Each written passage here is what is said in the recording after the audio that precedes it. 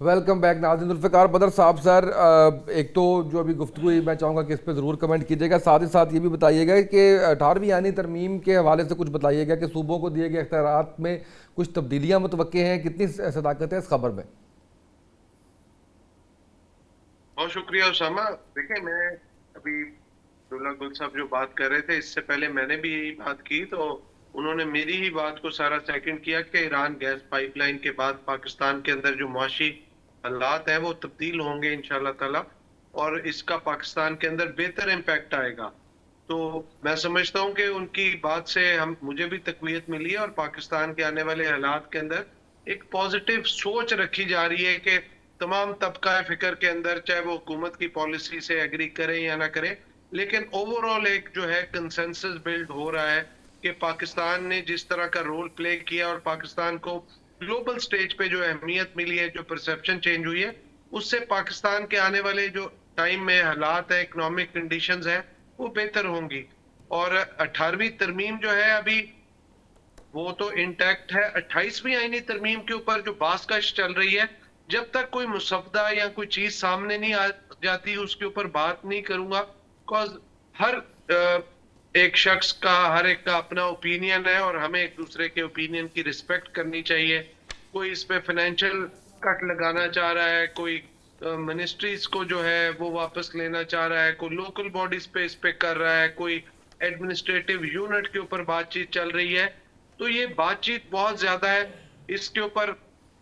अगर कोई सूबे बनाना चाह रहा है तो आगे ही पाकिस्तान के अंदर कार्टल्स और माफियाज इतने ज्यादा हैं कि छोटे सूबे बनने पे, अगर हम डिस्ट्रिक्ट्स और अपने डिवीजन और तहसील लेवल पे गवर्नेंस बेहतर नहीं कर सकते, तो हम चाहे नए सूबे बना दें, तो हम अगर उस गवर्नेंस को एज ए डिस्ट्रिक्ट और तहसील बेहतर नहीं कर सकेंगे, गवर्नेंस बेहतर नहीं कर सकेंगे, तो हम नए सूबे बनने के बाद भी नहीं कर सकेंगे। और अगर नए सूबे बनते हैं तो उसके ऊपर मजीद जो कार्टल्स और माफिया जो पाकिस्तान के वसाइल पे बुर्जुमान है, वो मजीद तकवीत पकड़ेंगे, और एक मजीद कोलैबोरेशन के साथ उन सूबों के ऊपर आके बुर्जुमान होने की कोशिश करेंगे। और जहां तक बात रह गई 28वीं आईनी तरमीम की, पाकिस्तान पीपल्स पार्टी से अभी तक कोई ऐसी बातचीत नहीं हुई। चेयरमैन बिलावल भुट्टो जरदारी साहब ने कैटेगोरिकली बताया है कि जब हमारे से कोई बात की जाएगी तो हम इसके ऊपर अपना इनपुट देंगे, और हमें उसके ऊपर फिर बताया जाएगा। बिकॉज जब तक कोई मुसद्दा शेयर नहीं होता, कोई चीज, कोई ड्राफ्ट कंसिडरेशन सामने नहीं आती, इस पे बात करना मैं समझता हूँ ऐसे ही है जैसे हवा में तीर चलाना है। तो जब तक कोई चीज कंक्रीट सामने आए तो हम बेहतर तौर पे उस पर कमेंट कर सकेंगे। बहरहाल ये कि जो भी चीज है पाकिस्तान में, और जो भी तरमीम है वक्त और बदलते हालात के बाद, उसमें अगर तमाम political parties, political forces, political stakeholders, civil society, उन तमाम को with in parliament and outside of parliament अगर बैठ के बातचीत के जरिए एक कंसेंसस बिल्ड कर लिया जाए, तो मैं समझता हूं उसमें एक बेहतर हिकमत अमली और लाएमल बनाया जा सकेगा, और एक बेहतर नतीजा अखज किया जा सकेगा। अदरवाइज तो फिर अगर ये कंसेंसस और गुफ्तगू के बगैर किया जाए, तो वो फिर आपको पता है कि पहले भी एक बहुत बड़ा केओस और कंफ्यूजन रही है। तो इसमें बेहतर चीज तो यही नजर आती है कि आप ड्राफ्ट शेयर किया जाए और तमाम स्टेक होल्डर्स के साथ बैठ के बातचीत की जाए। तो इसमें बातचीत के बाद जो नतीजा अखज किया जाएगा, जो कंसेंसस बिल्ड किया जाएगा और तमाम लोगों की मुशावरत से, तो वो एक बेहतर जो है तरमीम नजर आएगी, और एक बेहतर रिजल्ट उसका नजर आएगा। और पाकिस्तान पीपल्स पार्टी हमेशा से ये ख्वाह है और ख्वाहिश करती है, और इस चीज पे बिलीव करती है कि बातचीत और डायलॉग के जरिए आप मसाइल का हल निकालें, और पीपल्स पार्टी कभी अपनी विंडो इस चीज पे बंद नहीं करती। बिल्कुल ठीक है मिस्टर शाहिद साहब। पाकिस्तान पीपल्स पार्टी का इस तो मौक़िफ़ आपने सुना, हुकूमत भी कह रही है कि 28वीं तरमीम पे फौरी कोई काम या आत्मी फैसला नहीं हुआ, तो कहाँ से ये बात आ रही है फिर? साहब, आपके इस बात पे, इस सवाल का जवाब देने से पहले मैं जो पहले थोड़ी सी बात हो रही थी उसके ऊपर थोड़ी सी बात करके फिर आपके जी। सवाल पे आऊंगा। अब्दुल्ला हमीद साहब, गुल साहब ने भी बात की, जुल्फिकार बदर साहब ने भी बात की। देखिए, पाकिस्तान का तशख्खुस बैनुल अक़वामी दुनिया के अंदर अच्छा उभर के सामने आता है, किसी को उससे कोई मसला नहीं है। हुब्बुल वतन पाकिस्तानी है और बड़ा सर फखर से बुलंद होते हैं, और मैंने हमेशा इस चीज को अप्रिशिएट किया है जो इस फ्रंट पे चल रहे हैं। लेकिन देखने वाली बात यह है कि this is not the first time that Pakistan is getting international recognition. It has happened before. आप देखें 70s में जब जिया आते हैं और उसके बाद हम एक एलाय के तौर पे अमेरिका के साथ खड़े हो जाते हैं रशिया के मुकाबले में, तो बहुत ज्यादा इकोनॉमिक एड हमें आई थी, डॉलर्स बहुत ज्यादा तादाद के अंदर आए। लेकिन वो सारा जो रिलेशनशिप था वो पर्सनैलिटी सेंटर्ड था, और जैसे ही व्याह साहब जाते गए हम IMF के प्रोग्राम के अंदर दोबारा चले गए, हमारे मुल्क के अंदर वही इकोनॉमिक क्राइसिस आए, उसी तरह की हुकूमतों की बंदरबांट चलती रही, और फिर मुशर्रफ एक दौर के अंदर आए और हमने कैंप डेविड वाले मामला भी देखे जहां पे जाकर मुशर्रफ साहब रहते थे। और फिर एक दफा पाकिस्तान जो है लाइमलाइट के अंदर आया, एक सेंटर स्टेज सजी, पाकिस्तान जो है वो एलआई के तौर पे पूरी दुनिया ने माना और बहुत सारी इकोनॉमिक एड आई। लेकिन क्या हुआ, जैसे ही मुशर्रफ साहब गए उसके बाद मुल्क फिर जो है वो गुर्बत में, मुआशी बदहाली के अंदर चला गया। और इसकी एक बुनियादी वजह थी क्योंकि हमारे मुल्क के अंदर जमहूरियत उन दौरों के अंदर, अदवार के अंदर पनपी नहीं। और जब वो छोड़ के गए लोग जिनकी अपने जाती ताल्लुकात थे बैरूनी ताकतों के साथ, उसके और बदकिस्मती से आज भी हमारे मुल्क के अंदर पॉलिटिकल इंस्टेबिलिटी मौजूद है। आज भी बलोचिस्तान के हालात अच्छे नहीं है। हम बिल्कुल ये विश तो करते हैं, हमारी ख्वाहिश ये है कि ईरान से हमें पाइपलाइन मिल जाए, तो अपना काम बड़े अरसे से मुकम्मल करके रखा हुआ है, वो तो पाइपलाइन हमारे बॉर्डर तक लेकर आए हैं। लेकिन आगे हमारे अपने क्राइसिस इतने हैं, इंटरनल कॉन्फ्लिक्ट्स इतने हैं, इंटरनल हमारी जो है वो रविशें इतनी को हैं कि हम आगे नहीं लेकर आ पा रहे। कि उसकी वजह एक है कि यूनाइटेड स्टेट्स ऑफ अमेरिका हमें इजाजत नहीं देता। आज इंडिया तो तेल लेता है ईरान से, सब्सिडाइज रेट के ऊपर लेता है, लेकिन हम नहीं ले सकते। चाइना लेता है लेकिन हम नहीं ले सकते। और इसकी एक बुनियादी वजह यह है कि हम मुआशी तौर पे एक बदहाल मुल्क हैं। हमारे अपने प्राइम मिनिस्टर ने यह बात कही थी कि beggars are not choosers, parliament के अंदर उनकी ये बात है। तो यार कब तक हम बेगर्स बन के इस तरह के मामलात को देखते रहेंगे? देखें, ये कॉन्फ्लिक्ट अल्लाह करे कल हल हो जाए, बहुत जल्द हल हो जाए, लेकिन उस वक्त तक कोई बंदा आपके मुल्क के अंदर इन्वेस्टमेंट लेकर नहीं आएगा जब तक यहाँ पे रूल ऑफ लॉ नहीं होगा, यहाँ पे सुप्रीमेसी ऑफ कॉन्स्टिट्यूशन नहीं होगा, यहाँ पे सिविल राइट्स की प्रोटेक्शन नहीं होगी। यहाँ पे बलोचिस्तान जो है आपका बड़ा सूबा, उसके अंदर अमन नहीं होगा, यहाँ पे KPK के अंदर अमन नहीं होगा, यहाँ पे सारी इकाइयां वफाक के साथ मिलके नहीं बैठेंगी। तो ये मेरा मुद्दा है कि ये ले आए तो इंशाल्लाह इन्वेस्टमेंट भी आ जाएगी, पाकिस्तान मुआशी तौर पे बहुत ऊपर भी चला जाएगा। ख्वाहिशात में और प्रैक्टिकल वर्क के अंदर फर्क है, और मैं चाहूंगा कि ये हुकूमत वक्त इस वक्त कुछ इनिशिएटिव ले, ऑपोजिशन को साथ बिठाए, पूरी ऑपोजिशन पार्टीज को साथ बिठाए, पूरे पाकिस्तान को साथ लेकर चले, ताकि एक दफा ये एक अपॉर्चुनिटी मिली है ये दोबारा कहीं मिस ना हो जाए।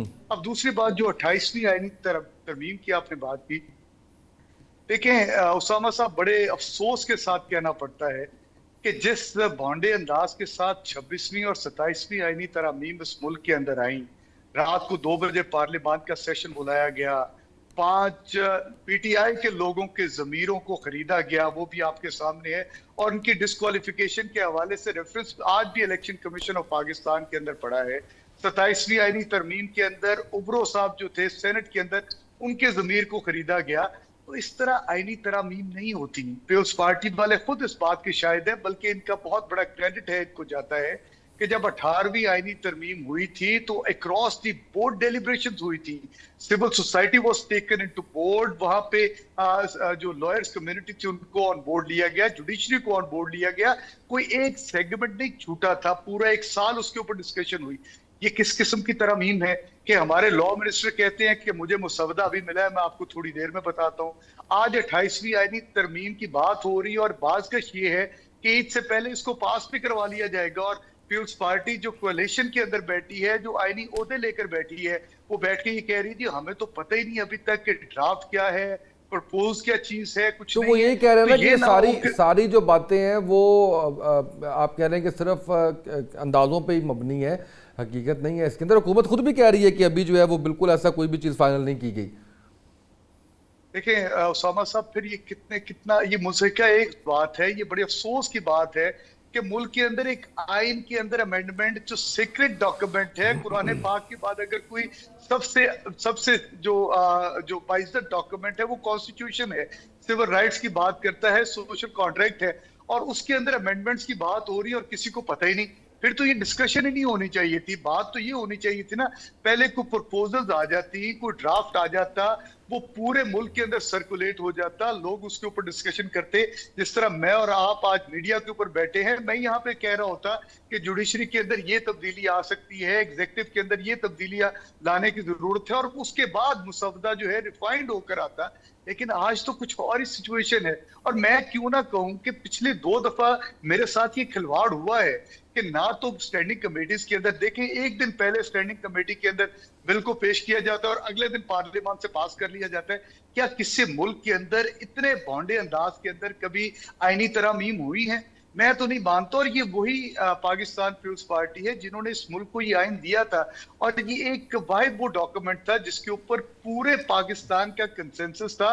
ऑल पॉलिटिकल पार्टीज, ऑपोजिशन समेत सबको ऑन बोर्ड लिया गया था। लेकिन आज वही पाकिस्तान पीपुल्स पार्टी ना ऑपोजिशन को ऑन बोर्ड लेती है, ना पार्लियामान के अंदर इन चीजों के ऊपर डिस्कशन करती है, बल्कि पार्लियामान को बाईपास करके ये सारी चीजें की जाती है। तो मेरा इनको ये मशवरा होगा कि शुक्र है अल्लाह का अभी तक कोई इस तरह की बात नहीं है, लेकिन इनके ऊपर डिस्कशन करवा लीजिएगा। वो 2, 4, 6 महीने 18वीं आईनी तरमीम के तरह इसके ऊपर भी लगा लीजिएगा, और जो हमसे इनपुट दे सकेंगे हम बतौर अपोजिशन पार्टी, हम भी देखें जहां पे बेहतरी आ सकती है, हम इंशाल्लाह उसके अंदर अपना रोल प्ले करने के लिए तैयार हैं। लेकिन पहले कोई प्रपोजल्स आ जाएं।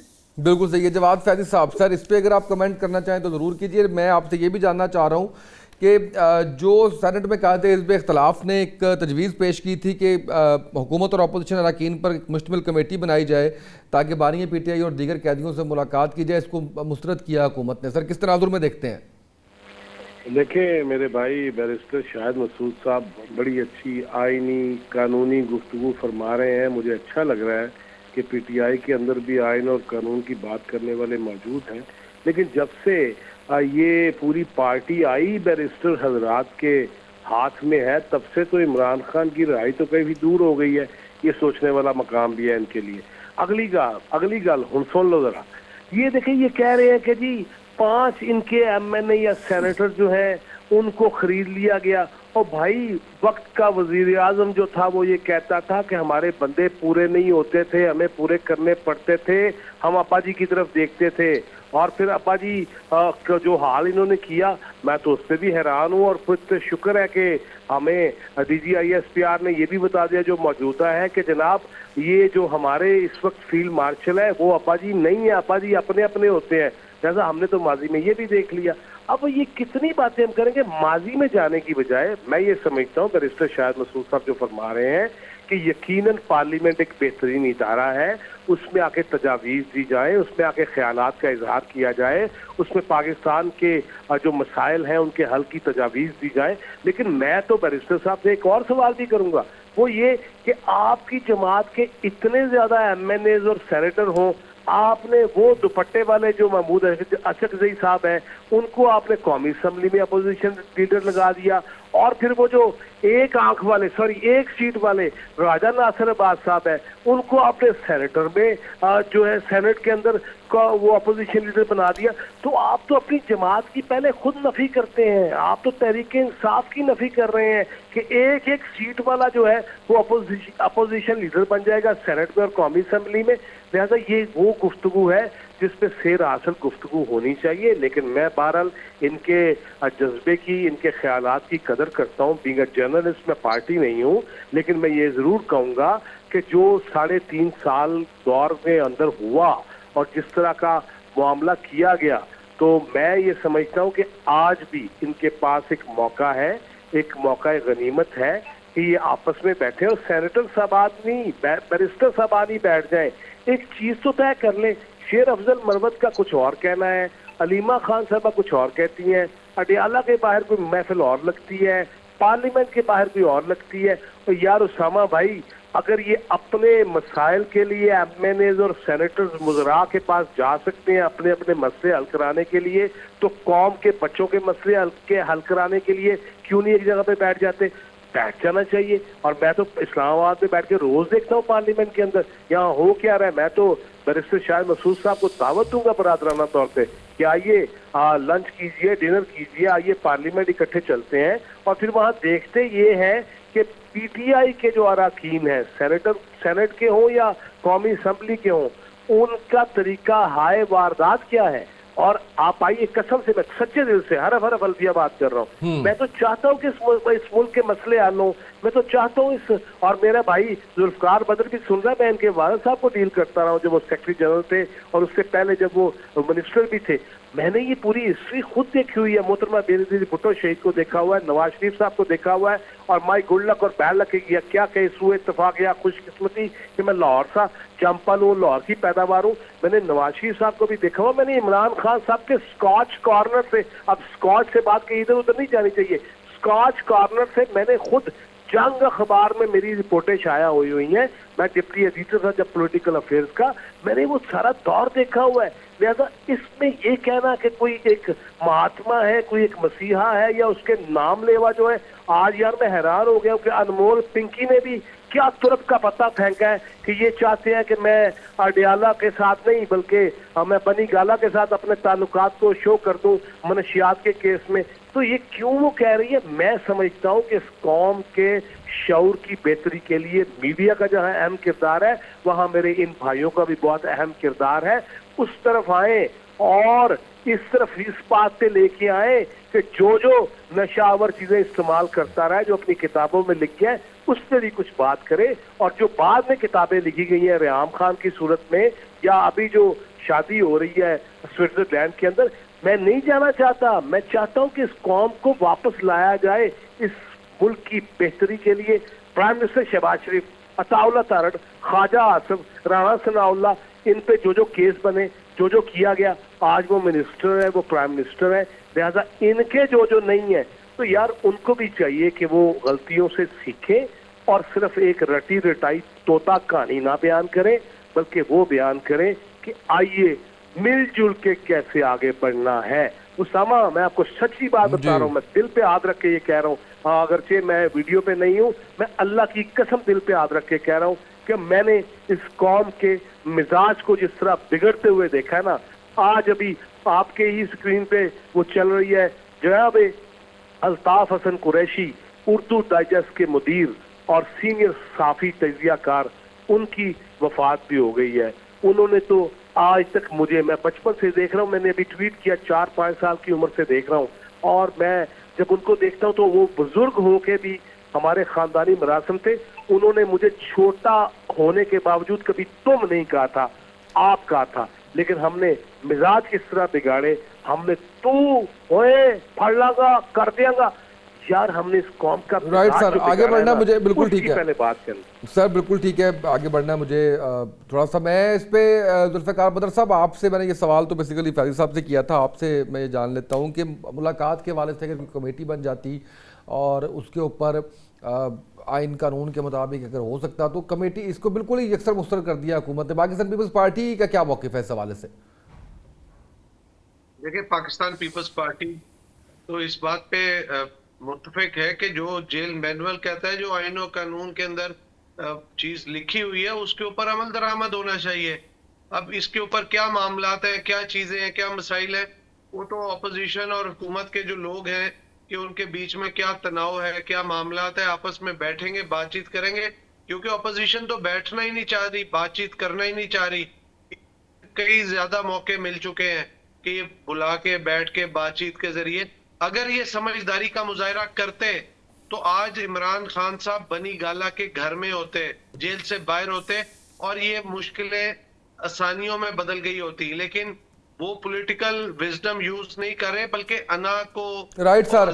बदर साहब, मुझे बेसिकली क्लोजिंग पे जाना है, मैं इसलिए थोड़ा सा आपसे शॉर्ट कमेंट लिया है कि मिनिस्टर साहब को अगर मौका ना दिया गया तो ज्यादती हो जाएगी। मिनिस्टर साहब प्लीज सर। देखिए सर, जुल्फ़िकार बदर साहब ने जो बात की, वाकई शायद हम नवाज शरीफ साहब की तरह या आसिफ जरदारी साहब की तरह समझदार नहीं है कि जब कड़ा वक्त आए तो बाहर के मुल्कों के अंदर चले जाएं डील करके। हमारा आज गुनाह ये है कि हम डील नहीं कर रहे, हम बातें वो नहीं मान रहे जो हम समझते हैं। मुझे सर कंप्लीट कर लेने दीजिएगा। हाँ, लेकिन ये पॉइंट पे ये वैसे पॉइंट वैलिड है उनका कि जरदारी साहब तो जेल में रहे हैं, वो किधर बाहर गए हैं? लेकिन जब जेल से सीधा बाहर ही गए थे, इधर तो नहीं रुके। 11 साल मेरा ख्याल है सर, भी जेल से सीधा बाहर ही गए थे। अब गुजारिश ये देखें, मैंने कभी ये नहीं कहा कि 3.5 साल की जो हमारी हुकूमत थी उसके अंदर हमने दूध और शहद की नहरें बहा दी, हमने कमाल कर दिया, हमारे से गलतियां नहीं हुई। मैं हमेशा ये बात मानता हूं कि हमसे गलतियां भी हुई और हमसे शायद गुनाह भी हुए, और जिनकी सजा हम भुगत रहे हैं। आज हम जेल के अंदर हैं और हमने उन्हीं चीजों से सीख के आज जो आइन और कानून की बातें थी उनके ऊपर हम आज कॉम्प्रोमाइज करने के लिए तैयार नहीं। हमारे लिए बड़ा आसान था। आपको याद है 25 नवंबर को अडयाला जेल के सुबह 6 बजे दरवाजे खुले थे, हमें डील ऑफर हुई थी, और ये हुकूमत खुद कह चुकी है कि एक ने 3-3 दफा डील ऑफर की है। लेकिन आज वो मर्द मुजाहिद वहां पे बैठा है सिर्फ इस वजह से कि कौम उसके साथ खड़ी है। आज कौम जो है वो चाहती है कि इस मुल्क के अंदर सही मानों के अंदर जमहूरियत कायम हो जाए, इस मुल्क के अंदर सही मानों के अंदर जो जो जो लोग मुंतखब होकर आते हैं उनकी हुकूमत बन जाए, फॉर्म 47 ना चले, इस मुल्क के अंदर ये इंतशारी कैफियत खत्म हो जाए, इस मुल्क के अंदर सही मानों के अंदर जो है वो जब ये चीजें क्लियर होंगी तो मुल्क के अंदर स्टेबिलिटी ऑटोमेटिकली आएगी।